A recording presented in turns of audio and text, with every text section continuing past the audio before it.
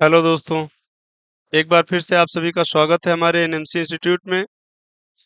इस क्रम में जो क्लासेस जो चलती आई हैं इंग्लिश की, तो कल जैसा कि आप इडियम्स एंड फ्रेज की आपने प्रैक्टिस एक्सरसाइज क्लास की, और आज आप वन वर्ड की जो क्लास होनी है, इसमें आपको कुछ इम्पोर्टेंट वन वर्ड सब्स्टिट्यूशन जो कि प्रिपेयर किए गए हैं।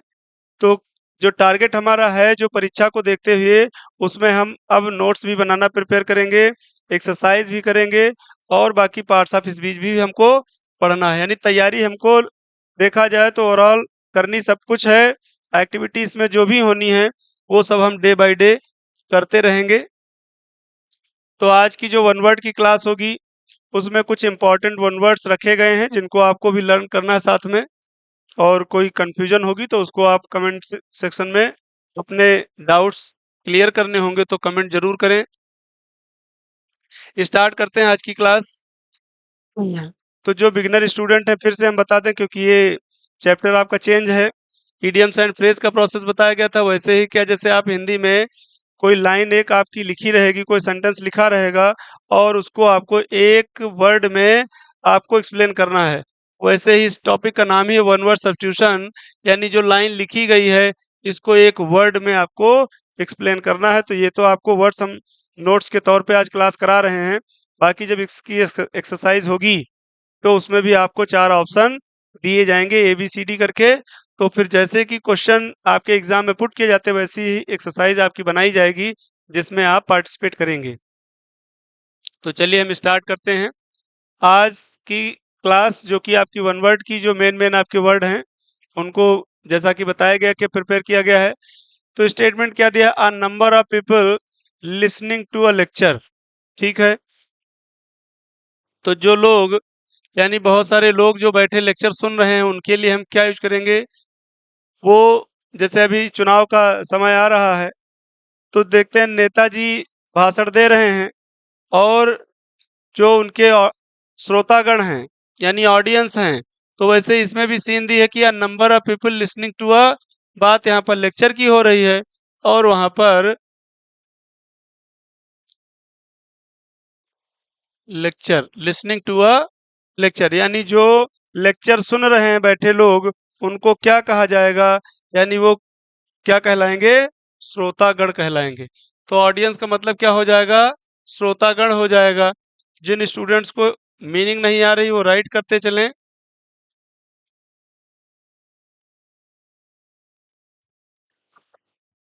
यहाँ पर जो वर्ड दिए हैं जैसा कि ओमनी प्रेजेंट दिया है, ओमनीशिएंट दिया है, ओमनीपोटेंट दिया है, तो जब भी स्टेटमेंट पूछा जाएगा, जब भी इससे रिलेटेड स्टेटमेंट पूछा जाएगा तो इसमें तीनों वर्ड जरूर रखे जाएंगे। तो करना क्या है, जैसे इसमें इंड में दिया है प्रेजेंट, तो जो सब जगह व्याप्त है, सर्वज्ञ है, जो सर्वव्यापी है ना, सर्वज्ञ नहीं, one who is present everywhere, तो जो सर्वव्यापी है उसके लिए हम क्या यूज करते हैं, ओमनी प्रेजेंट, सब जगह प्रेजेंट है, सब जगह अवेलेबल है ना। फिर दिया वन हु नोज एवरीथिंग, तो सर्वज्ञ किसके लिए यूज करेंगे, जो सब कुछ जानता है वो ओमनीसियंट है।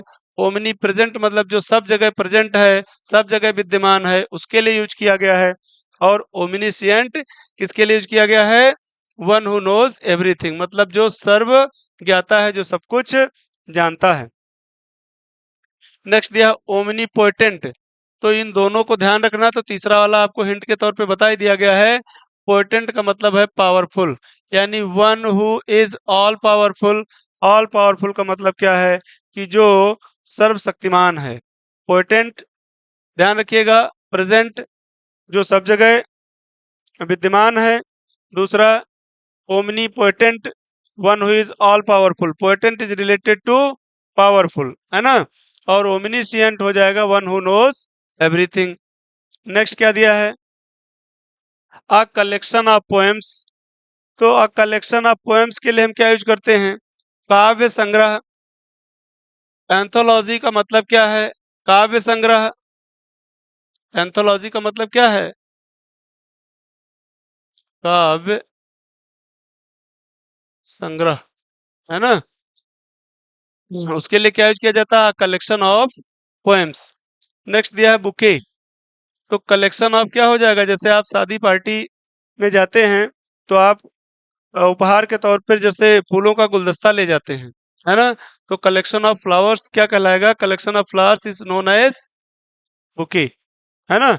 जबकि लिखा क्या जाता है, इसकी स्पेलिंग भी जैसे पूछी जाती है तो ध्यान रखिएगा कि प्रोनाउंसिएशन कुछ होता है और राइट कुछ किया जाता है। चलिए नेक्स्ट स्टेटमेंट क्या दिया है, ओपेक।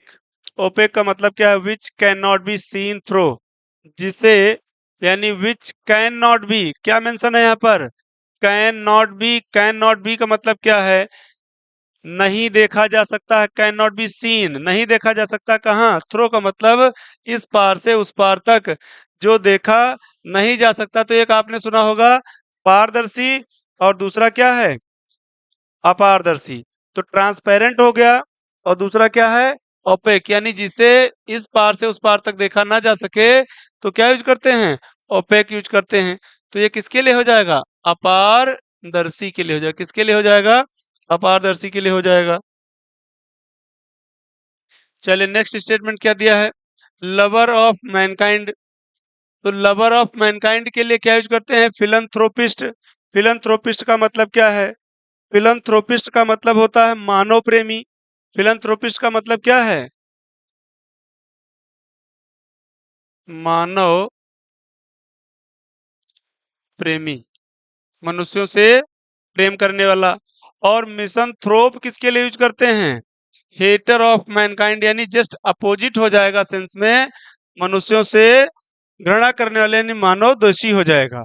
तो पहला क्या है, फिलंथ्रोपिस्ट यानी लवर ऑफ मैनकाइंड, और दूसरा क्या है, फिलंथ्रोप जो कि हेटर ऑफ मैनकाइंड हो जाएगा।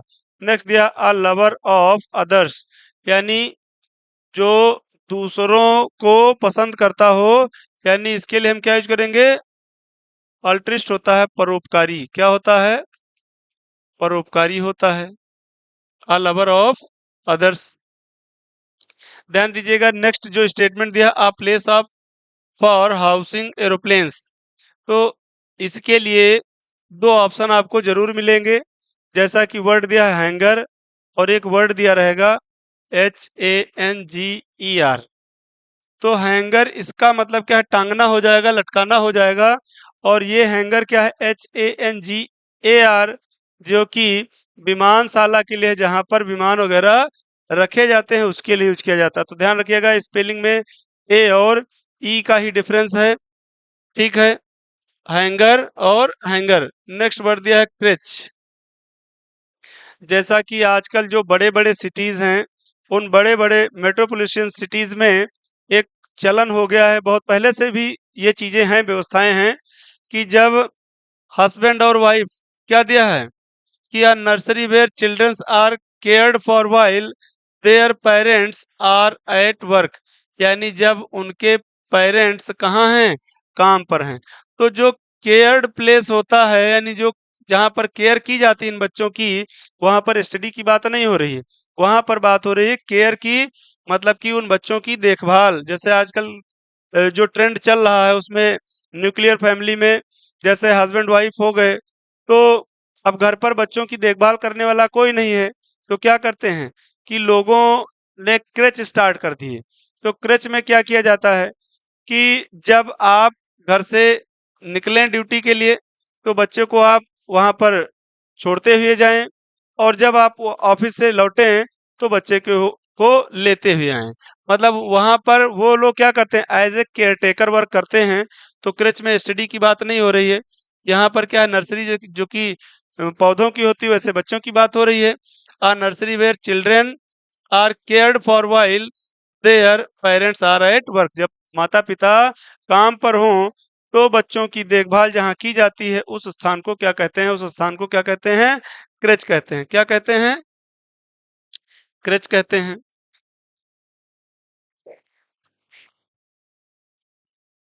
अब नेक्स्ट स्लाइड में नेक्स्ट क्या दिया है, the sleeping rooms in a college are public institution.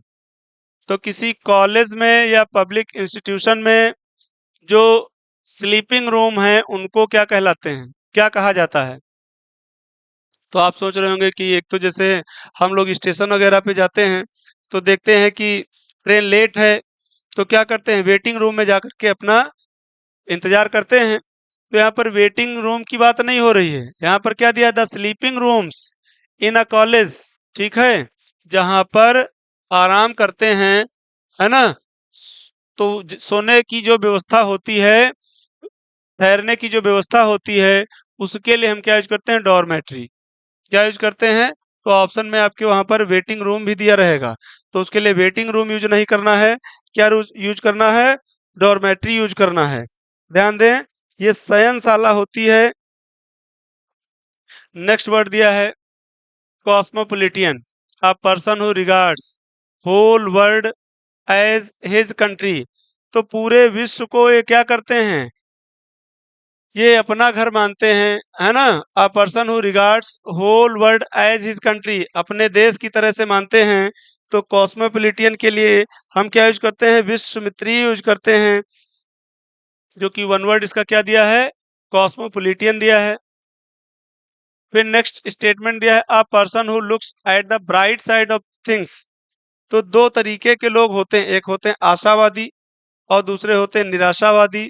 तो जो लोग भाई मुश्किलों में भी संघर्ष करते हैं, मतलब स्ट्रगल करते हैं, तो वो आशावादी कहलाते हैं। तो आशावादी के लिए बताया गया है कि आशावादी के लिए क्या यूज करते हैं, अ person who looks at the bright side of the things. तो दो वर्ड आपको मिलेंगे, एक तो अ person who looks dark side of the things, और दूसरा स्टेटमेंट दिया अ person who looks bright side of the things. तो जो आशावादी होते हैं उनके लिए bright side of the things, यानी इनके लिए क्या यूज करते हैं, ऑप्टिमिस्ट। जैसा कि एक्टिव और पैसिव की बात की जाए तो optimist is known as bright side of the things, यानी a person who looks bright side of the things. और जो पेसिमिस्ट होंगे तो पेसिमिस्ट यानी पैसिव, तो जो dark side of the things के लिए यूज किए जाएंगे वो पेसिमिस्ट यूज किए जाएंगे। स्टेटमेंट क्या दिया है अगला, अ person who looks at the dark side of the things. तो डार्क साइड के लिए मतलब निराशावादी हो गए, ये किसके लिए हैं, आशावादी, और दूसरा किसके लिए है, निराशावादी के लिए हो गया। फिर दिया अ person who does not believe in the God. क्या दिया, पर्सन हु डज नॉट का मतलब नहीं करते हैं, बिलीव मतलब विश्वास, इन गॉड मतलब ईश्वर में जो विश्वास नहीं करते हैं वो क्या कहलाते हैं, वो क्या कहलाते हैं, नास्तिक कहलाते हैं। क्या कहलाते हैं, नास्तिक कहलाते हैं। और जो ईश्वर में विश्वास करते हैं वो क्या कहलाते हैं, लिख दिया जाए,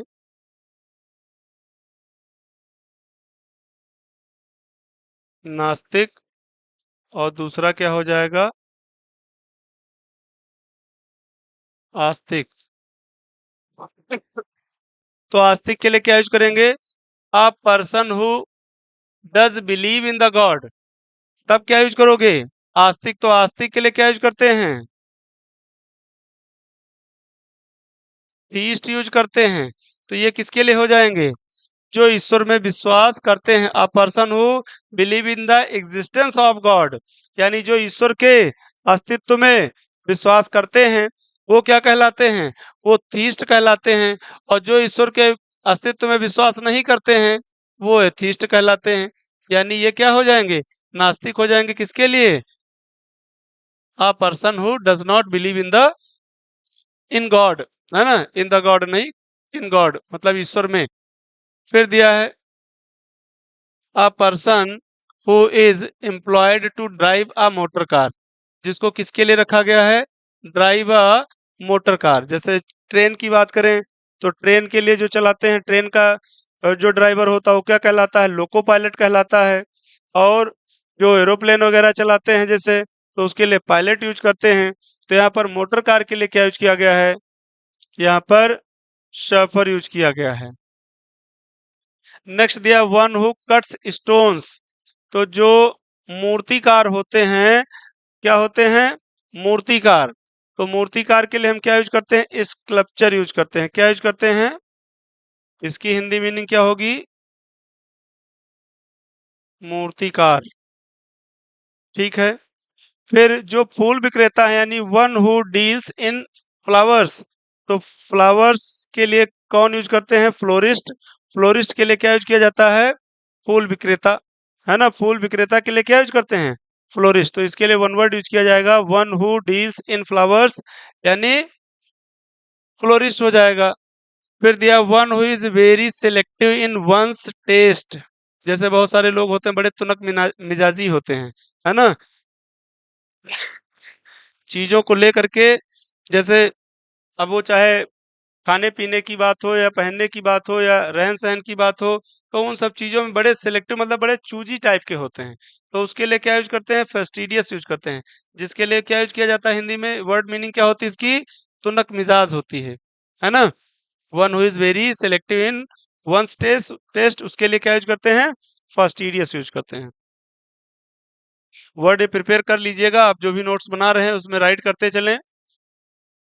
वर्ड दिया, स्टेटमेंट पहले हम रीड करेंगे कि one who is filled with excessive and mistaken enthusiasm is in religious matters.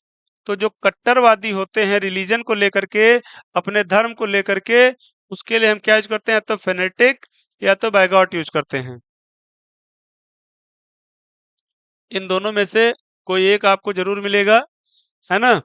फिर दिया one who compiles a dictionary, तो one who compiles a dictionary, उसके लिए वर्ड क्या यूज किया जाता है? कोश रचनाकार के लिए हम क्या यूज करते हैं? कोश रचनाकार, उसके लिए वर्ड यूज किया जाता है लेक्सिकोग्राफर। क्या यूज करते हैं? Lexicographer. One who compiles a dictionary. Next statement दिया one who studies the evolution of mankind, तो उसके लिए क्या यूज किया गया है? एंथ्रोपोलॉजिस्ट। एंथ्रोपोलॉजिस्ट का मतलब क्या है? मानव विज्ञान का ज्ञाता। क्या है? मानव विज्ञान का ज्ञाता क्या कहलाता है? एंथ्रोपोलॉजिस्ट कहलाता है। नेक्स्ट दिया autocracy, government by one person, तो गवर्नमेंट रूल की जा रही मतलब रूल बाय वन पर्सन, इसका मतलब क्या? जैसे आपने हिटलर का नाम सुना होगा, तो हिटलर क्या था? तानाशाह था। तो उसके लिए यूज किया गया डिक्टेटर। तो डिक्टेटर से क्या बना? डिक्टेटरशिप। तो अगर डिक्टेटरशिप आपको वन वर्ड में नहीं मिलेगा, government run by one person, ठीक है, तो उसके लिए आप क्या यूज कर सकते हैं? ऑटोक्रेसी। ऑटोक्रेसी का मतलब क्या है? जैसे आपने सुना होगा प्रजातंत्र, है ना। तो प्रजातंत्र अपने यहाँ अगर देखा जाए इंडिया में, तो कौन सी व्यवस्था है? डेमोक्रेसी है, प्रजातंत्र है। यानी जनता द्वारा जो चुनाव किया जाता है, जनता के लिए जो अपने लिए आप मुखिया चुनते हैं, अपना नेता जो चुनते हैं, वो किसके द्वारा चुना जाता है? वो जनता द्वारा चुना जाता है। तो वर्ड क्या यूज किया जाता है? तानाशाही व्यवस्था के लिए क्या यूज करते हैं? Government run by one person. तो ऑटोक्रेसी या डिक्टेटरशिप क्या यूज करते हैं? तानाशाही के लिए, तानाशाही व्यवस्था के लिए। और इसके लिए इसके साथ साथ एक वर्ड और पूछा जाता है, government run by officials. Officials का मतलब है अफसरशाही। अफसरशाही का मतलब है ब्यूरोक्रेसी, है ना। ब्यूरोक्रेसी का मतलब क्या है? अफसरशाही। तो नेक्स्ट स्टेटमेंट पे आते हैं, मर्डर ऑफ ओनसेल्फ, तो जो खुद से अपना जीवन समाप्त कर ले, है ना, तो उसके लिए क्या यूज करते हैं? सुसाइड। क्या लिखा जाता है? सुसाइड। इसकी स्पेलिंग आती है, स्पेलिंग करेक्शन में भी वर्ड पूछा जाता है, तो ध्यान रखें। सुसाइड जनरली जो हम कम्युनिकेशन में यूज करते हैं, तो मर्डर ऑफ वन सेल्फ के लिए हो गया, आत्महत्या के लिए। किस चीज के लिए?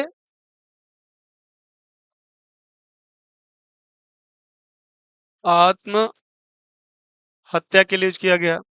फिर दिया मर्डर ऑफ मैन, तो मर्डर ऑफ मैन यानी मानव हत्या के लिए क्या यूज किया गया? होमिसाइड। किसके लिए?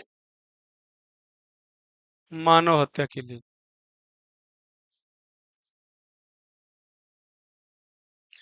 नेक्स्ट स्टेटमेंट दिया मर्डर ऑफ ब्रदर, जैसे पूछा जाता है मर्डर ऑफ इन्फेंट, यानी न्यूली बॉर्न बेबी के लिए क्या यूज करते हैं?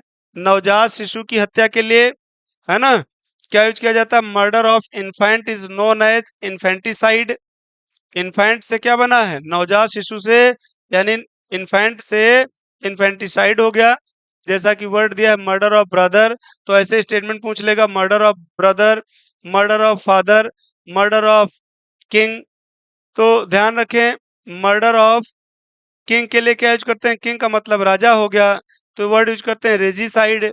रेजिसाइड मतलब राजा की हत्या हो गया। Murder of mother, matricide, mother means mummy हो गया, तो मर्डर ऑफ मदर यानी मैट्रिसाइड हो गया। और मर्डर ऑफ ब्रदर क्या दिया है, फ्रेट्रिसाइड, भाई की हत्या, है ना, किसके लिए, भाई की हत्या के लिए क्या यूज किया गया, फ्रेट्रिसाइड। और फ्रेट्रिसाइड किसके लिए यूज करते हैं, मर्डर ऑफ फादर के लिए, यानी पिता की हत्या के लिए। अब आइए नेक्स्ट क्या दिया, फिग्यूटिव। तो फिग्यूटिव जो वर्ड यूज करते हैं वो किसके लिए यूज करते हैं, one who runs away from justice और द लॉ। जैसा कि विजय माल्या, नीरव मोदी, इन सबसे आप फैमिलियर होंगे। तो इन सबको क्या घोषित कर दिया गया, इन सबको इन सबको भगोड़ा घोषित कर दिया गया। तो क्या यूज करते हैं, फिग्यूटिव का मीन्स क्या है, जो नियम कानून ताक पे रख करके क्या हो, फरार हो जाए, उसको कानूनन क्या करते हैं, भगौड़ा घोषित कर दिया जाता है। जो कि दिया है वन हु रन्स, भाग जाए कहाँ, अबे मतलब दूर, फ्रॉम जस्टिस और द लॉ, है ना, इन इनकी धज्जियां उड़ाने वाला, है ना, क्या कहलाएगा, फिग्यूटिव कहलाएगा। फिर नेक्स्ट स्टेटमेंट दिया, one who dies for a noble cause. तो उसके लिए हम क्या यूज करते हैं, जैसे आपने वर्ड सुना होगा, मार्टेर का मतलब क्या है, शहीद होता है। क्या यूज करते हैं, शहीद यूज करते हैं, किसके लिए, वन हु डाइज, मतलब जो डाइज का मतलब क्या है, मरना, फॉर अ नोबेल कॉज, है ना, अच्छे काम के लिए, तो इनको क्या बोला गया है, शहीद, है ना। जैसे अभी कोई मर जाता है किस रीजन से, जैसे कोई आतंकवादी हो गया, तो उसको हम मार्टेर की श्रेणी में नहीं लेते हैं, है ना। तो यहाँ पर बताया गया कि जो अच्छे काम के लिए, उसको किसकी संज्ञा दी जाएगी, उसको शहीद बोला जाएगा। नेक्स्ट दिया, वन न्यू टू एनीथिंग, यानी जो कुछ ना जानता हो, जैसे आपने वर्ड सुना होगा फ्रेशर, और दूसरा हो गया एक्सपीरियंस्ड।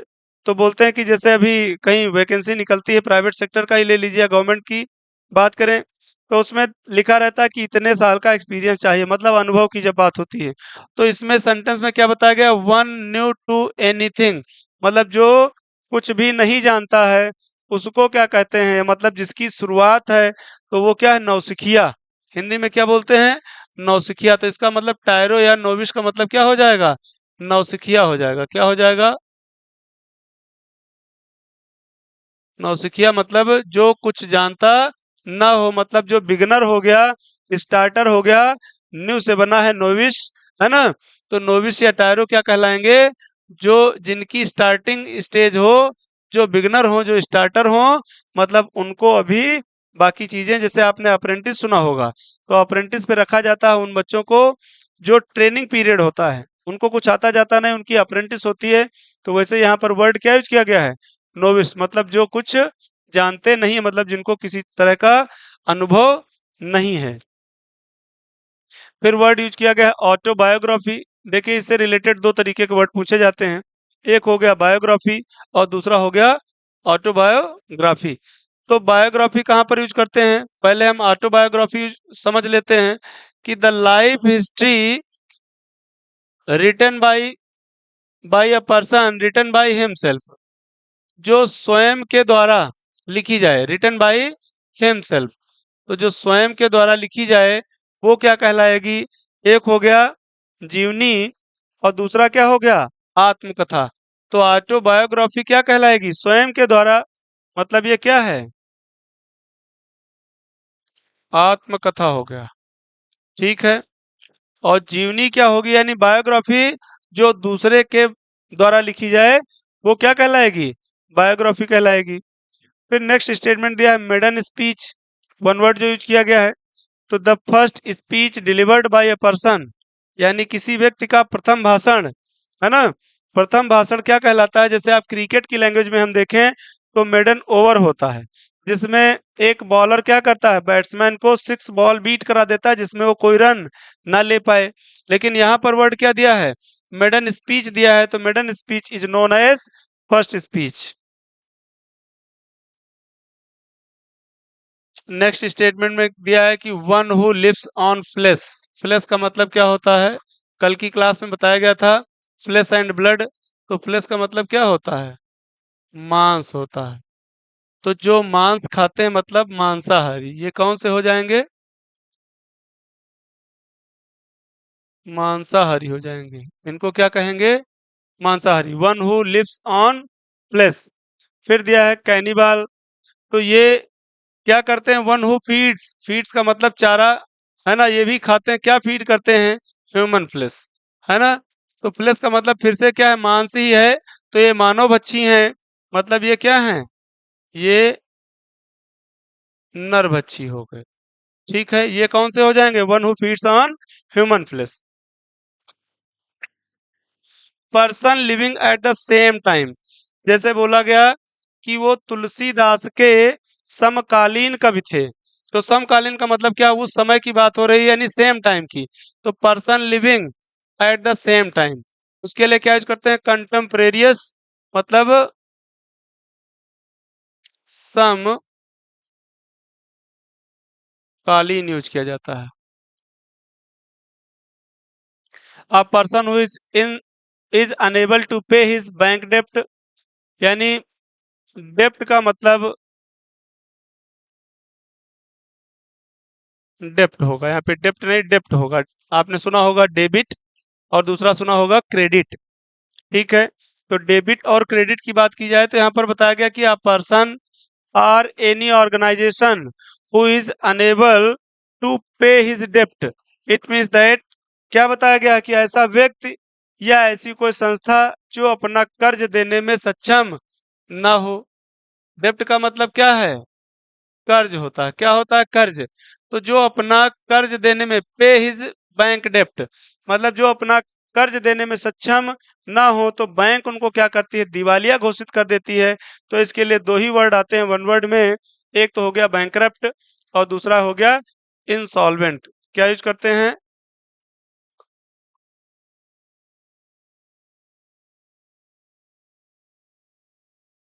बैंकरप्ट या इंसॉल्वेंट, है ना। इनको यानी यूज किया जाता है किस लिए, जो व्यक्ति अपना कर्ज देने में सक्षम ना हो, यानी इनके लिए हिंदी में वर्ड मीनिंग क्या हो जाती है, दिवालिया। बैंक क्या करती है, इनको दिवालिया घोषित कर देती है। क्या करती है, दिवालिया घोषित कर देती है। फिर नेक्स्ट दिया statement, a sound that can't be heard, यानी जो सुना ना जा सके वो क्या है, इनऑडिबल है। क्या है, इनऑडिबल। इनऑडिबल का मतलब, जैसे बोला गया कि अभी हम क्लास जैसे ले रहे हैं आपकी और हमारी आवाज आप तक नहीं आ रही है, तो आप क्वेश्चन क्या करेंगे, sir you are not audible here, it means that आप यहाँ पर उपस्थित नहीं, मतलब आपकी आवाज यहाँ तक नहीं आ रही है ना। नेक्स्ट दिया that can not be easily approach, तो उसके लिए हम क्या यूज करते हैं, इनएक्सेसिबल। जैसे उपयोगी हो गया या सहयोगी हो गया, तो यहाँ पर क्या किस चीज की बात हो रही है, कैन नॉट बी। तो कैन नॉट बी यानी नहीं हो सकता है, तो उसके लिए क्या यूज करेंगे, एक्सेसिबल ना यूज करके इनएक्सेसिबल यूज किया जाएगा। आइए नेक्स्ट स्लाइड पे, थियोक्रेसी क्या है, the government by religious principles, यानी जो धर्म के हिसाब से, जैसे आपको स्टेटमेंट स्टार्टिंग में दिया गया, जैसे बताया गया कि आ गवर्नमेंट रन बाई, यानी rule by a single person, यानी एक ही व्यक्ति था जिसके द्वारा गवर्नमेंट रन की जा रही है। तो उसके लिए हम क्या यूज करते हैं, तानाशाही व्यवस्था। तो तानाशाही के लिए आपने क्या यूज किया, ऑटोक्रेसी या डिक्टेटरशिप। दूसरा अगर बात की गई प्रजातंत्र की, तो उसके लिए हम क्या यूज करते हैं, डेमोक्रेसी। और नेक्स्ट दिया है जो रिलीजियस प्रिंसिपल, यानी जो धार्मिक सिद्धांतों पर जो वो किया जाए, शासन किया जाए, तो उसके लिए हम क्या यूज करते हैं, थियोक्रेसी यूज करते हैं। ये धर्म तंत्र हो गया एक तरीके से।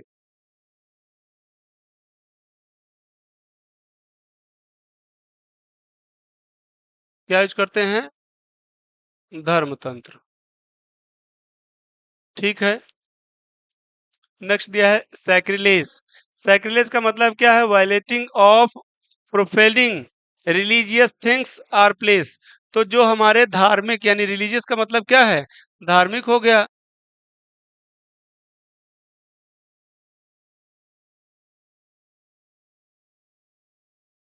धार्मिक, तो जो धार्मिक वस्तुएं हैं यानी चीजें हैं या स्थान है, उनको क्या करना? वॉलेटिंग का मतलब यहाँ पर क्या हो जाएगा? वॉलेटिंग ऑफ प्रोफेनिंग रिलीजियस, मतलब जो चीजें पवित्र हैं उनको दूषित कर देना या अपवित्र कर देना, तो क्या कहलाएगा? अपवित्रीकरण कहलाएगा।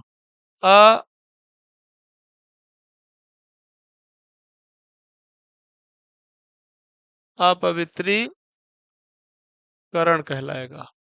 क्या? सैक्रिलेज। ठीक है। नेक्स्ट स्टेटमेंट दिया है इनकैपेबल ऑफ बीइंग करेक्टेड। तो करेक्टेड का मतलब सुधारा जा सके, लेकिन दिया है इनकैपेबल ऑफ, कैपेबल नहीं, इनकैपेबल ऑफ। इनकैपेबल का मतलब क्या है? सक्षम नहीं है। बीइंग करेक्टेड मतलब सुधारने लायक जो नहीं है, जिनमें सुधार ना हो सके वो असुधार्य हो जाएंगे, मतलब इनकॉरेजेबल हो जाएंगे, जिनमें सुधार ना किया जा सके। वैसे स्टेटमेंट दिया है इरिपेबल, इनकैपेबल ऑफ बीइंग रिपेयर्ड। तो जिनको रिपेयर ना किया जा सके, जैसे जिनमें सुधार ना किया जा सके, सुधारा ना जा सके, उनके लिए यूज करते हैं इनकॉरेजिबल। वैसे यहाँ पर दिया है इरिपेयरेबल, मतलब जिनको रिपेयर ना किया जा सके। जैसे अभी एक्सीडेंट हुआ, गाड़ी की कंडीशन इस टाइप हो गई कि उसकी रिपेयरिंग होना मुश्किल है, तो बोलते क्या है कि भैया अब इसकी रिपेयरिंग रिपेयरिंग हो नहीं पाएगी, इसको आप ले जाइए, है ना? तो इनकैपेबल ऑफ बीइंग रिपेयर्ड। जैसे आप कंप्यूटर का ही ले लीजिए, जैसे आप सर्विस कराने ले जाते हैं, अब इतना ज्यादा उसमें चीजें गड़बड़ हो गई कि आपका सिस्टम रिपेयर करने लायक नहीं है, बहुत ज्यादा पुराना हो गया, तो उस टाइप यानी चीजें जो दी गई हैं कि जिनको रिपेयर ना किया जा सके, उनके लिए क्या यूज करते हैं? इरिपेयरेबल। और रिपेयरेबल का मतलब क्या हो जाएगा? Capable of being repaired. जैसे कि यहाँ पर करेजेबल का मतलब क्या हो जाएगा? इनकैपेबल की जगह कैपेबल ऑफ बीइंग करेक्टेड, जिन्हें सुधारा जा सके। वर्ड दिया है इलिजिबल। एक वर्ड आपने सुना होगा ई से इलिजिबल, और दूसरा दिया है इलिजिबल। तो ई से जैसे अभी अभी आपकी आरपीएफ की वैकेंसी आई, सीएचएसएल की वैकेंसी आई, तो उसमें आप क्या यूज करते हैं कि आपकी एलिजिबिलिटी, यानी एजुकेशन एलिजिबिलिटी क्या है, या आपकी एज एलिजिबिलिटी क्राइटेरिया क्या है, तो उन सब चीज़ों में हम ई से राइट करते हैं। जबकि यहाँ पर अल्फ़ाबेट दिया है आई, इलिजिबल। तो इलिजिबल किसके लिए यूज किया गया है? इनकैपेबल ऑफ बीइंग रीड, यानी जो अपठनीय हो, जिसे पढ़ा ना जा सके, अपठनीय हो जाएगा। क्या हो जाएगा? अपठनीय हो जाएगा। The art of cultivating and managing gardens. तो आपने बागवानी सुनी होगी, क्या यूज करते हैं? हॉर्टिकल्चर। बागवानी क्या यूज करते हैं? बागवानी यूज करते हैं।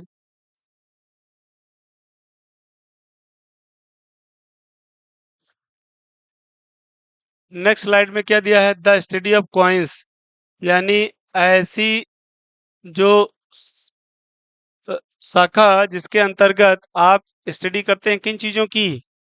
कॉइन्स की, सिक्कों की। तो उसके लिए हम क्या यूज करते हैं? न्यूमिस्मेटिक्स, यानी मुद्रा शास्त्र होता है। क्या होता है? मुद्रा शास्त्र। नेक्स्ट दिया the art of elegant speech or writing. तो उसके लिए हम क्या यूज करते हैं? रिहर्ट्रिक यूज करते हैं। क्या यूज करते हैं? जो इसकी कला यानी जो जानने वाले होते हैं, the art of elegant speech or writing, जिसके लिए क्या यूज किया गया? रिहर्ट्रिक यूज किया गया।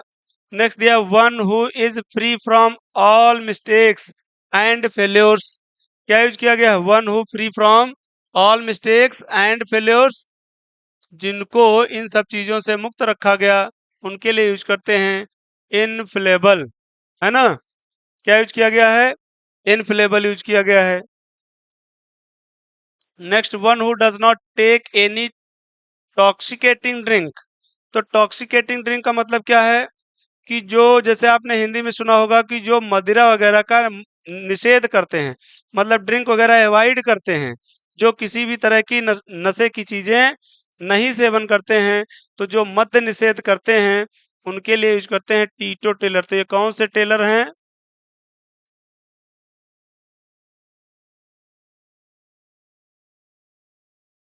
मद्य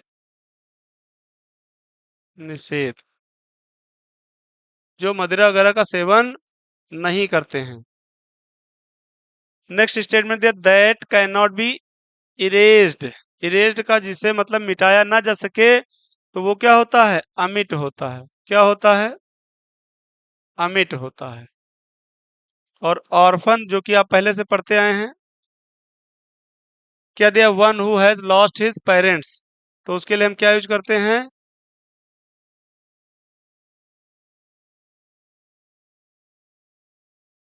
अनाथ यूज करते हैं। One who has lost, lost मतलब खो दिया, पेरेंट्स मतलब अपने माता पिता को जो खो दिया, तो वो क्या हो जाएगा? वो अनाथ हो जाएगा, यानी ऑर्फन यूज करते हैं। और जिन जहां पर इनको रखते हैं वो स्थान क्या कहलाता है? ऑर्फनेज कहलाता है। देखिए लास्ट वाला ये स्टेटमेंट आ ही गया, अ होम फॉर ऑर्फन्स, जहां पर इनको रखा जाता है ऑर्फन्स को, वो क्या कहलाता है? ऑर्फनेज कहलाता है। नेक्स्ट दिया फिट टू ड्रिंक, जो खाने योग्य हो। ड्रिंक का मतलब पीने योग्य। तो दो तरीके क्वेश्चन पूछे जाएंगे। फिट टू ईट, क्या पूछा जाता है? फिट टू ईट, तो ईट के लिए क्या यूज करेंगे? एडिबल। और फिट टू ड्रिंक के लिए क्या यूज करेंगे? वर्ड दिया है पोटेबल। तो एडिबल मतलब फिट टू ईट, और फिट टू ड्रिंक के लिए यानी पीने योग्य, उसके लिए क्या यूज करेंगे? पोर्टेबल यूज करेंगे। क्या यूज करते हैं? पीने योग्य, पीने योग्य। नार्कोटिक क्या है? A medicine for producing sleep, नींदकारी या नशेकारी। कौन सी दवाइयां हैं? नींदकारी या नशेकारी। नार्कोटिक्स, आपने डिपार्टमेंट सुना होगा, नार्कोटिक्स, है ना, ड्रग्स वगैरह से रिलेटेड, तो डिपार्टमेंट भी है। तो नार्कोटिक का मीन्स क्या हो जाएगा? मेडिसिन फॉर प्रोड्यूसिंग स्लीप, है ना, नींदकारी या नशे वाली। और एम्पुटेट किसके लिए यूज करते हैं? To cut off, to cut off a part of person's body which is infected, यानी हाथ पैर काटना, जो इन्फेक्टेड हैं। तो एम्पुटेट का मतलब क्या है? हाथ या पैर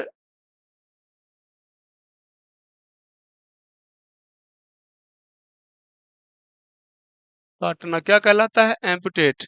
जो भी इन्फेक्टेड पार्ट है बॉडी का, जैसे कि हाथ हो गया, पैर हो गए, they are to cut off a part of a person's body which is infected. तो जैसे कि एग्जाम्पल के तौर पे दिए, हाथ या पैर काटना क्या कहलाएगा? एम्पुटेट कहलाएगा, है ना। पोस्टमार्टम, तो ये कब होता है? मरने के बाद, यानी डेड बॉडी का क्या है? Examination of dead body is known as postmortem. Generally आप ये तो वर्ड फेमिलियर है, कॉमन वर्ड है ना। An account in newspaper of the funeral of one deceased, जैसे आप देखते हैं मृत्यु समाचार, है ना, मृत्यु समाचार, क्या यूज करते हैं? ऑब्यूचरी। लास्ट स्टेटमेंट आपको बता ही दिया गया है। तो ये आज की क्लास से रिलेटेड जो आपके वन वर्ड्स थे, जो कि मोस्टली एग्जाम्स में रिपीट होते रहते हैं। और इंग्लिश सब्जेक्ट में आपको एक चीज़ और बता दें कि इस सब्जेक्ट में आपको थोड़ा सा रिलैक्स रहेगा कि चीज़ें रिपीट होती रहती हैं। जैसे 30 to 40% वर्ड्स, पैसेज या one word, idioms and phrase, ये सभी क्या होते हैं? रिपीट होते हैं। तो जो चीज़ें कराई जा रही हैं, जैसे अभी आपको यहाँ पर जो वर्ड्स बताए गए हैं, तो स्टेटमेंट लगभग लगभग आपको ऐसे ही राइट किए रहेंगे, और उनके आपके जो ऑप्शन रहेंगे वो भी ऐसे ही दिए रहेंगे, है ना। तो करना क्या है कि एक बार आपको लर्न कर लेना है। वन वर्ड बहुत इजी होते हैं, एक बार अगर आप पढ़ लेंगे तो चीज़ें आपको ज़्यादा प्रॉब्लम क्रिएट नहीं करेंगी।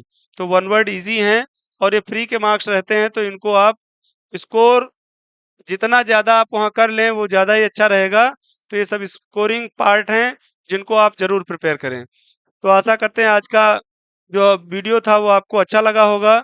तो इस उम्मीद के साथ कि आप ज़्यादा से ज़्यादा लोगों में इसको शेयर करें, लाइक करें, सब्सक्राइब करें। तो आज की क्लास यहीं पर ख़त्म होती है और आगे की क्लास में फिर से हम एक जो कंटेंट आपका जैसे आप आज का दिया गया ऐसे बेहतर कंटेंट के साथ फिर से मुलाकात होगी। धन्यवाद।